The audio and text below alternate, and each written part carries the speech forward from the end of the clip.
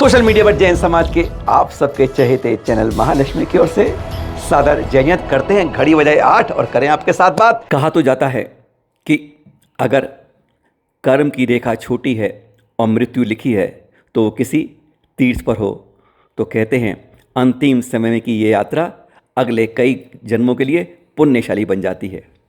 कुछ इसी तरह हुआ 18 नवंबर को, जब यहाँ पर बेलगांव से अपनी पत्नी व बहन के साथ संजय रायगोंडा देसाई जी यात्रा के लिए आए। गौतम वर्धा टोंक से बढ़ते बढ़ते पारसनाथ टोंक से चंदा प्रभु के बाद से आदिनाथ टोंक पर पहुँचे थे, लेकिन तभी उनके छाती में दर्द होने लगा। वह 3 सीढ़ी ही उतरे थे कि उनके बहुत तेज़ दर्द हुआ। वे सीढ़ी पर बैठ गए और कहते हैं सांस ने साथ छोड़ दिया। कर्मों की रेखा कुछ ऐसी थी।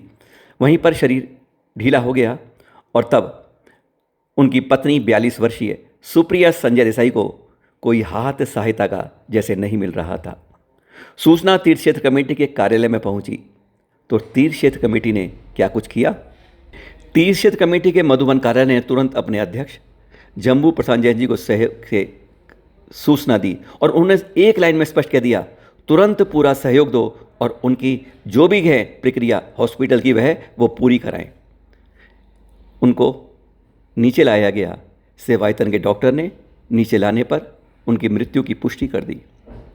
आर्थिक सहयोग के लिए तीर्थ क्षेत्र कमेटी ने पूरा योगदान दिया। 20पंथी कोठी भी साथ में आई। शाश्वत ट्रस्ट के द्वारा शव रखने हेतु आइस बॉक्स देकर सहयोग किया गया। मनोज जैन जी ने सहयोग जरूर दिया और तीर्थ क्षेत्र कमेटी के सुमन सिन्हा, पावन शर्मा और 20 पत्तटी कपिल चौगुले, मनोज जैन आदि ने भी इसमें पूरा सहयोग दिया। अगर हम अपने यात्रियों को ध्यान रखेंगे और उनकी व्यवस्थाएं रखेंगे तो निश्चित ही हमें समाज से वह कटु शब्द नहीं सुनने पड़ते। और अगर मृत्यु लिखी है किसी शिखर पर, किसी तीर्थ पर, तो वह आती है। उसके बाद उस परिवार को संबल देना तीर्थ क्षेत्र कमेटी ने बखूबी यहाँ पर दिखा दिया। अब वहाँ पे दर्शन कर रहे थे और लुढ़क गए? नहीं, दर्शन करके नीचे उतर भी गया था आदमी। कहाँ पे उतर गए? आदिनाथ के यहाँ से। हाँ, वहाँ बैठा था और कुछ बोला नहीं, कुछ नहीं, ऐसे ही। तो रास्ते में ही खत्म हुए ना? हाँ, उतरते समय। हाँ। आदिनाथ क्या नाम था इनका बोले? संजय कहाँ के? बेलगांव महाराष्ट्र। प्रॉपर कुंभोज का है, बेलगांव में रहता है। कल की बात है। 53 ईयर्स है। हाँ। सूरत के जैन तीर्थ गोपीपुरा क्षेत्र के अंदर जैसा देख रहे हैं आप, अपने जैन मंदिर के सामने मुसलमानों द्वारा मांसाहारी भोजन पकाने से क्या दृश्य होता है। सचमुच जैन धर्म की भावनाएं आहत होती हैं। मना करने के बावजूद ये कार्य चलता रहा और फिर आखिरकार गुजरात विश्व हिंदू परिषद की प्रांतीय सेवा के अध्यक्ष ने सहयोग दिया। श्री हितेश भाई जैन और उनके द्वारा सामाजिक नेताओं ने आतिश भाई गांधी और अन्य प्रमुख कार्यकर्ताओं को साथ लेकर पुलिस से सहयोग मांगा और पुलिस ने इस मुद्दे को सुलझाया। जैन मंदिर के सामने नान मेज पर फिर रोक लगाई गई। ऐसी शिकायतें जानबूझकर जो करी जाती हैं उस पर रोक लगाने के लिए हमें चिंतन होना पड़ता है, मनन करना पड़ता है। आखिर जैन मंदिरों के सामने ऐसा क्यों होता है। पहले भी शिकायतें मिली हैं कि मांस के टुकड़े जैन मंदिर में फेंक दिए जाते हैं, कभी जानबूझकर मांस को बाहर रख दिया जाता है। और अब यह घटना जो सूरत में हुई उसने सारे जैन समाज को एक प्रकार से शर्मसार किया। पुलिस की मदद से उनको हटाया गया और उचित कार्यवाही की गई। जैन कुल में जन्म लेकर 84 लाख योनियों के इस बंधन को, जन्म मृत्यु के इस कठे बंधन को तोड़कर मुक्ति मार्ग पर पड़ना, वह मुनि मार्ग के रास्ते से होकर जाता है।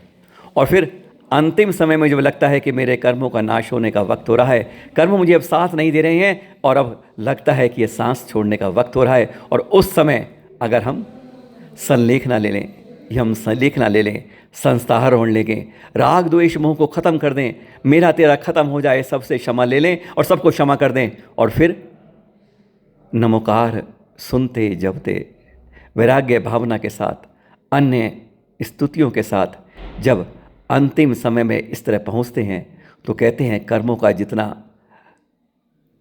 ह्रास होता है, कर्म जितने क्षय होते हैं, उतने हम पूरे ज़िंदगी में नहीं कर पाते गृहस्थ लोग, और इस तरह से हम मोक्ष मार्ग की ओर बढ़ने लगते हैं, अपने जीवन मृत्यु के इस कर्म बंधन को छोटा कर लेते हैं। और यही दृश्य आप मुनिराज के साथ यहाँ देख रहे हैं। यह तो आपको मालूम ही है कि गुजरात के अहमदाबाद के भोपाल में 10 नवंबर की रात को कार धीमी चलाने की बात कहने के लिए कि आगे कोई दुर्घटना ना करो, मेरठ के MBA के वहाँ पढ़ रहे छात्र की चाकू से हत्या कर दी जाती है। और अब उसके बाद अहमदाबाद पुलिस गिरफ्तार करती है वीरेंद्र सिंह पडियार को पंजाब से। मालूम चलता है वह खुद पुलिस में कांस्टेबल है और उस दिन उसकी गाड़ी में एक नहीं 2 चाकू रखे थे। पुलिस ने आरोपित को अब अहमदाबाद ग्रामीण अदालत में पेश किया और 14 दिन की रिमांड मांगी थी, जिस पर आरोपित को 10 दिन की पुलिस हिरासत में भेज तो दिया। मामले में सरकारी वकील ने कोर्ट में दलील भी दी कि आरोपित 2 दिनों तक फरार रहा है, उसे पंजाब से पकड़ा गया है। आरोपित पुलिस विभाग में कांस्टेबल होने के साथ जांच के संबंध में जानकार होने की वजह से अब सहयोग नहीं कर रहा। 23 वर्षीय मृतक प्रियांशु जैन, जिसकी कहा जा रहा था कि अगले साल एक अच्छी नौकरी लग रही थी, इकलौता परिवार में पुत्र, और जब एक पिता के कंधे से ऊपर उसका पुत्र हो जाता है तब सोचिए उसके ऊपर क्या बीतती है।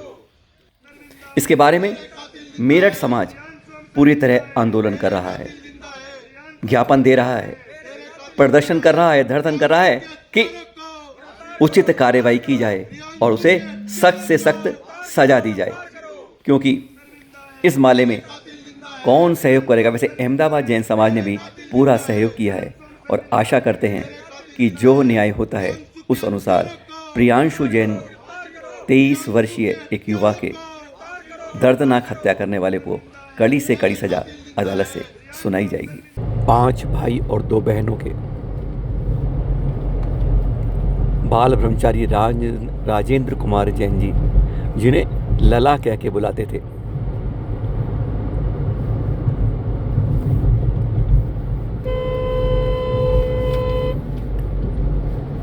अक्टूबर 1989 को भिंड में उन्होंने शुल्लक दीक्षा ली और 19 जून 1991 को पन्ना में एलक दीक्षा, मुनि दीक्षा हुई उनकी श्रेयांसगिरी यानी पन्ना के अंदर।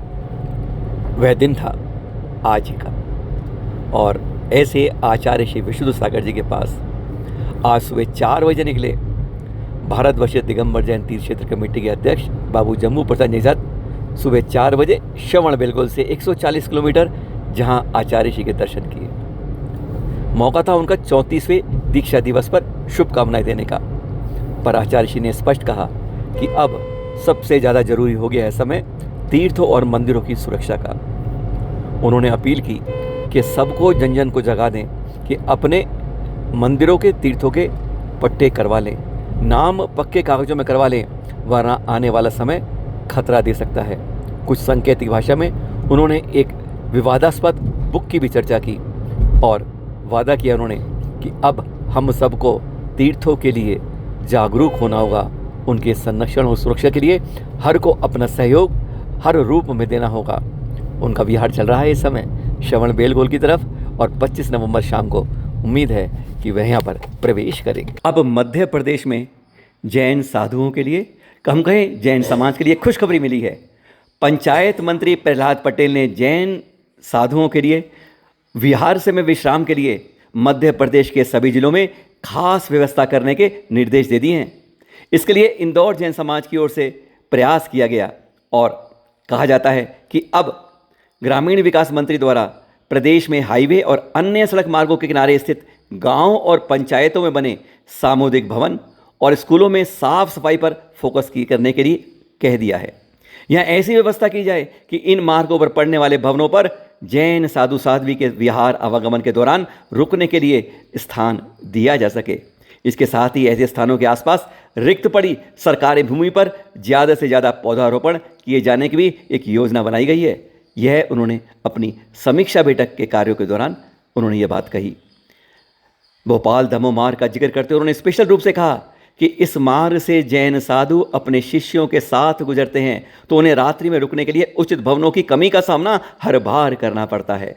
जैन साधुओं को रुकने का इंतजाम हो, इसके लिए पंचायतों में मौजूद सामुदायिक भवनों और वहां पर रोड पर से संचालित सरकारी विद्यालयों के भवनों का उपयोग किया जाए। इस बारे में उन्होंने चिन्हित कर उनकी साफ सफाई और रंग पुताई के लिए भी और पेयजल के इंतजाम के लिए निर्देश जारी कर दिए हैं। है ना खुशखबरी मध्य प्रदेश से? अब हमें अन्य राज्यों में भी इस तरह के कार्य करवाने चाहिए सरकार के सहयोग से। केशनोच तो आपने बहुत देखे होंगे और आरिका बनने से ये प्रथम केशनोच कुछ अलग ही मायने रखता है।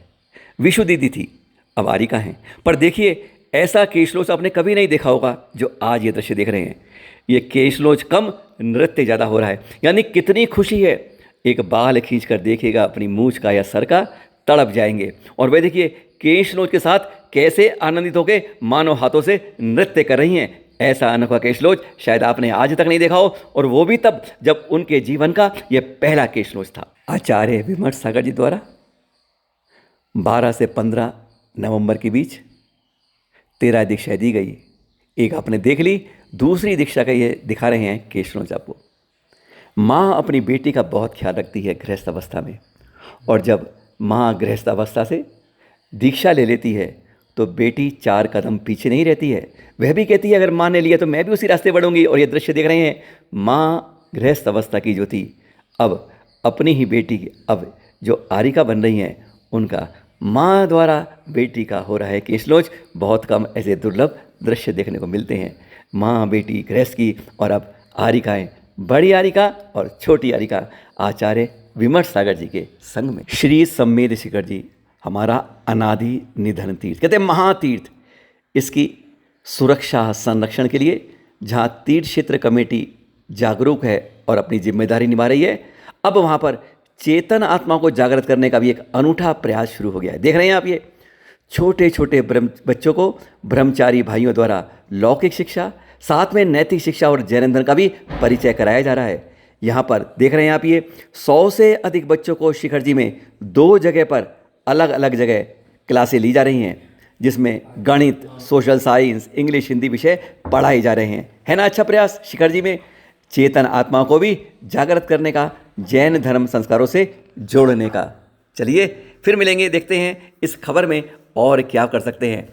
तीर्थ क्षेत्र कमेटी का सहयोग करिए हर रूप में जब आप शिखर जी वंदना को जाते हैं। और ये दृश्य हैं सराक क्षेत्र से।